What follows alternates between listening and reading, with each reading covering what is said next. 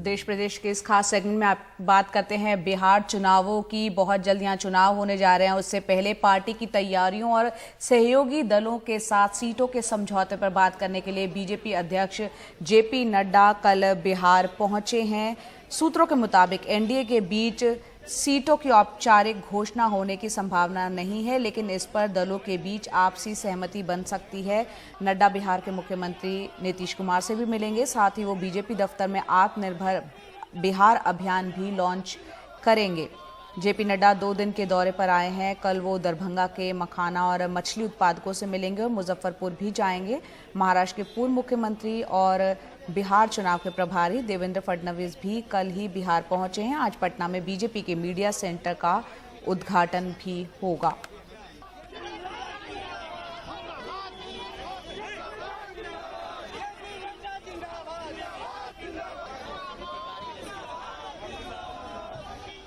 तो लगातार इस बात की चर्चा भी चल रही है, सुशांत सिंह राजपूत केस को बिहार चुनावों में उठाया जाएगा और इस पर महाराष्ट्र के जो पूर्व मुख्यमंत्री है देवेंद्र फडणवीस, उन्होंने ये कहा है कि सुशांत सिंह राजपूत का जो पूरा मामला है वो चुनावी मुद्दा नहीं है, लेकिन ना तो इस मुद्दे को हम भूलेंगे और ना ही हम किसी को भूलने देंगे। तो जाहिर सी बात है कि इस केस के लेकर जो है लगातार राजनीति हो रही है और बिहार चुनाव में भी राजनीति होते हुए दिखेगी।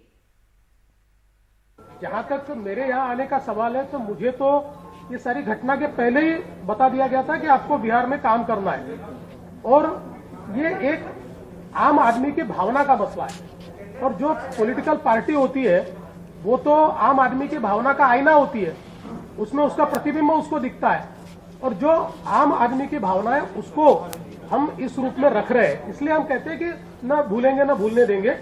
मुझे ऐसा लगता है ये चुनावी मुद्दा नहीं है, पर न्याय जरूर दिलाएंगे और न्याय देने तक भारतीय जनता पार्टी चुप नहीं बैठी। तो यहाँ पर कह रहे हैं चुनावी मुद्दा नहीं है, न्याय दिलाएंगे। बहरहाल इसको लेकर जमकर राजनीति हो रही है और आगे क्या रूप होगा इस केस को लेकर राजनीति का वो भी धीरे धीरे पता चलेगा। बहरहाल दूसरी एक अहम बात यह है क्योंकि बिहार चुनाव है, उससे ठीक पहले प्रधानमंत्री यहाँ पर 16,000 करोड़ रुपए की परियोजनाओं का ऐलान करेंगे।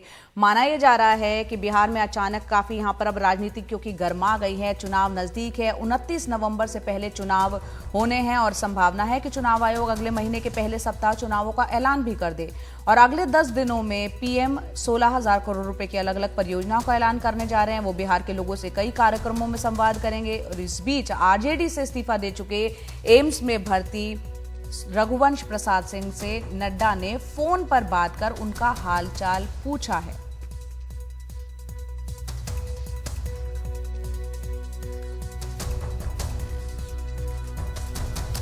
और अब बात करते हैं उत्तर प्रदेश में। हम लगातार कानून व्यवस्था को लेकर देख रहे हैं, सवाल उठ रहे हैं, लेकिन कोरोना काल में किस तरह से यहाँ पर घोटाला हो रहा है और सरकार ने घर घर कोरोना के जो सर्वे कराया है, जो पल्स ऑक्सीमीटर और थर्मल स्कैनर यहाँ पर खरीदने के आदेश दिए हैं, उसको लेकर किस तरह का घोटाला सामने आया है, आइए देखते हैं रिपोर्ट।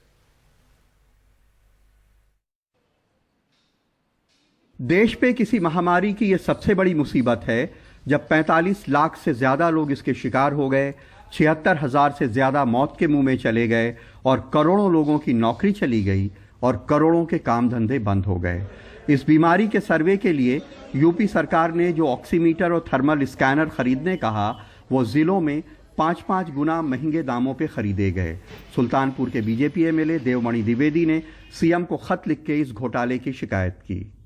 यहाँ का और अब इस बहाने से जिलों में या पूरे उत्तर प्रदेश में जहाँ पर भी इस तरह की होगा जहाँ पर ज़्यादा अमाउंट का ढोंगा लगा है, उसको सबको फिर से रिफंड होना पड़ेगा, क्योंकि सरकारी ये तो हमारी सरकार ही घोटालों और गुंडागर्दी के खिलाफ आई है, तो उसमें कोई टॉलरेंस तो है नहीं, जीरो टॉलरेंस की बात है। सुल्तानपुर के डीएम ने कहा कि उनके ऊपर एमएलए का भ्रष्टाचार का आरोप गलत है। माननीय विधायक ने कभी ना ही मुझसे बात की है या ना ही मेरे सीडीओ से कोई भी फैक्ट्स को वेरीफाई किए, बिना वेरीफाई करते हुए इस तरह के इतना बड़ा आरोप है, वो भी सीधे सीधे जिला प्रशासन की छवि खराब करने के उद्देश्य से किया लग रहा है और ये बहुत ही अनफॉर्चुनेट है। ये पत्र आप सबको दिखा रहा हूँ। आम आदमी पार्टी के राज्यसभा सांसद संजय सिंह ने इसे लेकर ट्वीट किया, जिसमें उन्होंने ऑनलाइन शॉपिंग साइट्स की फोटो लगाकर महंगे दाम पे खरीदने पे सवाल उठाए। उन्होंने लिखा कि योगी जी कृपया ध्यान दें, ऑनलाइन खरीदने पे जो ऑक्सीमीटर की कीमत 800 रुपए और थर्मोमीटर की कीमत 1800 है, तो डीएम सुल्तानपुर ने 9,950 रुपए में कोविड सर्वे किट क्यों खरीदा? किसने कितनी दलाली खाई? कोरोना के नाम पे भ्रष्टाचार श्मशान में दलाली के समान है कि ये घोटाला कोई एक दो जिलों तक सीमित नहीं है। कोरोना के महामारी के दौरान, कोरोना के संकट काल के दौरान ये घोटाला कहीं एक ग्राम पंचायत तक या एक ब्लॉक तक सीमित नहीं है, बल्कि ये घोटाला योगी सरकार ने पूरे उत्तर प्रदेश के अंदर किया है। यूपी में घर घर कोरोना का सर्वे हो रहा है। हेल्थ वर्कर थर्मल स्कैनर से बुखार और पल्स ऑक्सीमीटर से ऑक्सीजन लेवल और नब्ज की रफ्तार देख रहे हैं ताकि कोरोना के लक्षण होने पे इलाज हो सके। यूपी में 1 लाख से ज्यादा गांव हैं। अगर ये घोटाला ज्यादा हुआ तो ये काफी बड़ा भी हो सकता है।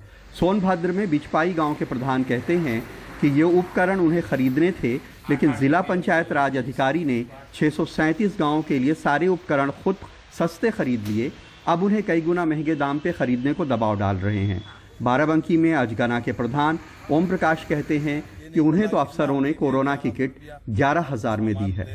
इसमें भ्रष्टाचार ये समझ में आ रहा है कि जब ये 2,500 से 3,000 के बीच मार्केट में है और ये 6,000 ले रहे हैं, तो जाहिर सी बात है 637 ग्राम पंचायतें हैं यहाँ पे, अगर उसका दाम देख लिया जाए तो कम से कम 2 करोड़ रुपए के आसपास तो भ्रष्टाचार में जा ही रहा है। अब उसके बाद में उसका बिल जो था, वो बिल हमसे बताए कि 11,000 बनेगा, तो हम अपना डोंगल लगा दिए और एडीओ पंचायत और सचिव या जिसने जहाँ से लाया हमको प्राप्त किया, वो अपना वो पैसा निकाले या कुछ के पैसा प्रधानों को नहीं मिला, किसी प्रधान को पैसा नहीं मिला। अब सीएम योगी आदित्यनाथ ने घोटाले के इन आरोपों पे एसआईटी की जांच बिठा दी है। इसकी जानकारी सीएम ऑफिस के ट्विटर पे भी दी गई है। इसके पहले आरोप लगे कि जिस कोरोना की किट का दाम सरकार ने 2,800 रुपए तय किया है, उसे सुल्तानपुर में 9,950 रुपए में, प्रतापगढ़ में 12,500 रुपए में, बिजनौर में 13,500 रुपए में, झांसी में 8,500 रुपए में, उन्नाव में 6,000 रुपए में, सहारनपुर में 4,190 रुपए में और गाजीपुर में 5,800 रुपए में खरीदा गया। अब कांग्रेस महासचिव प्रियंका गांधी ने भी इस मामले पे ट्वीट कर घोटाले के गंभीर आरोप लगाए हैं। उन्होंने लिखा है कि न्यूज़ रिपोर्ट्स के मुताबिक उत्तर प्रदेश में कोरोना किट खरीदने में घोटाला हुआ है। क्या पंचायत चुनाव के साल में जिले जिले वसूली केंद्र बना दिए गए हैं? पीपीई किट घोटाला, 69 के घोटाला, बिजली घोटाला, पहले घोटाला, फिर सख्ती का नाटक और फिर घोटाला दबाना। अजीब दास्तान है ये, कहाँ शुरू कहाँ ख़त्म। महामारी की दहशत के इस दौर में जब पता भी नहीं चल रहा है कि किसको कब कोरोना हो गया और कौन कब मर गया, इस तरह के घोटालों के लिए ही कहते हैं लाशों पे तिजारत करना। बाराबंकी में सरफराज, बिजनौर में जुबेर, सोनभद्र में प्रभात और सुल्तानपुर में अशोक के साथ कमाल खान, एनडीटीवी इंडिया।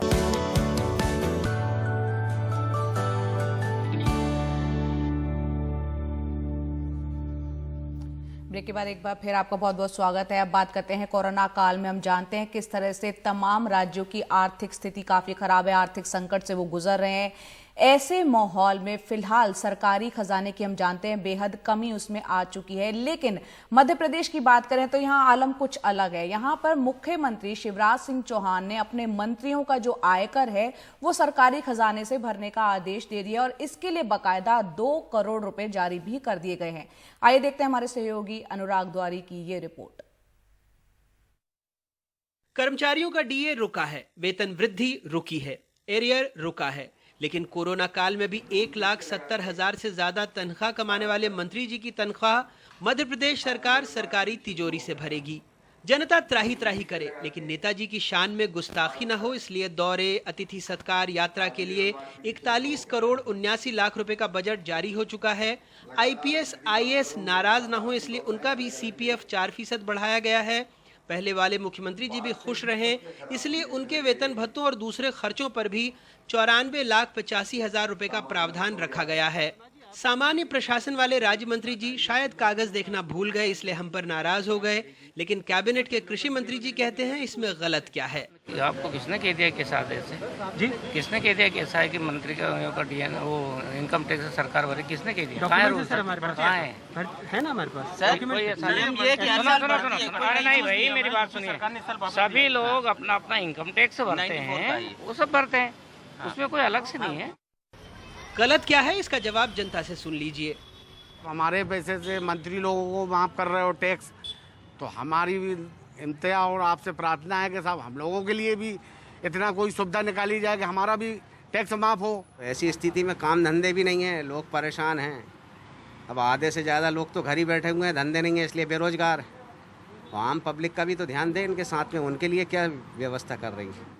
पुराने मुख्यमंत्रियों की शान वैसे तो बरकरार है, लेकिन फिलहाल कांग्रेस को ऐतराज है। इससे शर्म की कोई बात नहीं हो सकती, जहां पूरे देश में एक आह्वान किया गया है कि जितने भी जनप्रतिनिधि अपनी सैलरियां घटाएं, और सब सरकारों ने की, यहाँ तक कि बीजेपी की उत्तर प्रदेश सरकार ने अपने मंत्रियों की सैलरी काटी। हमारी सरकार, हमारे मुख्यमंत्री मंत्रियों की टैक्स की पूर्ति सरकार के खजाने से करना चाहते हैं। एक पेंशनधारी व्यक्ति अपना टैक्स कटवाता है और जो नेता सेवा के लिए राजनीति में आता है वो सरकार से अपना इनकम टैक्स भरवाता है। भारतीय जनता पार्टी का असली चेहरा है, शिवराज सिंह जी का असली चेहरा है, निंदा करती है पार्टी इसकी। कोरोना काल में जब माननीयों ने 30% तनख्वाह में कटौती का ऐलान किया तो खूब ढोल पीटा गया, लेकिन जब टैक्स तक सरकार भरने लगी तो मामला गुपचुप ही रहा। हालांकि इस मामले को सामाजिक कार्यकर्ता डॉक्टर आनंद राय अदालत तक ले गए हैं। ये हालात तब हैं जब राज्य की आर्थिक स्थिति चरमराई हुई है। मुख्यमंत्री शिवराज सिंह चौहान 169 दिनों में 8,000 करोड़ रुपए का कर्ज ले चुके हैं। प्रदेश सरकार ने इस बार बजट का आकार 28,000 करोड़ रुपए घटाकर 2,05,000 करोड़ रुपए के करीब रखा है। कई विभागों को रकम खर्च करने से पहले वित्त विभाग की अनुमति लेने का प्रावधान कर दिया गया है, लेकिन लगता है जब बात माननीय की हो तो सब माफ है। देश में लगभग 5 राज्यों की तरह मध्य प्रदेश में भी मंत्रियों और संसदीय सचिवों के आयकर को भरने की जिम्मेदारी भी सरकार उठा रही थी और ये व्यवस्था 1994 से लागू थी। लेकिन अब प्रमुख विपक्षी दल कांग्रेस का कहना है कि उत्तर प्रदेश की तरह मध्य प्रदेश में भी सरकार को ये व्यवस्था खत्म कर देनी चाहिए। भोपाल से कैमरा पर्सन रिजवान खान के साथ अनुराग द्वारी, NDTV इंडिया।